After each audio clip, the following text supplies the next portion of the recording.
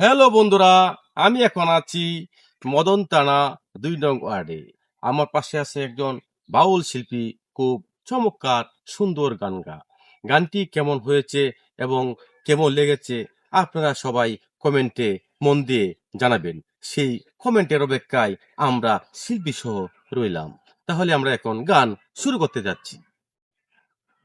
ওরে আমি কি দিয়ানি ভাই রে জালা, ওহো মোর জালা রে জালা কি দিয়ানি ভাই, বন্ধুর প্রেম জালা অঙ্গ জলে জালা কি দিয়া নি ভাই।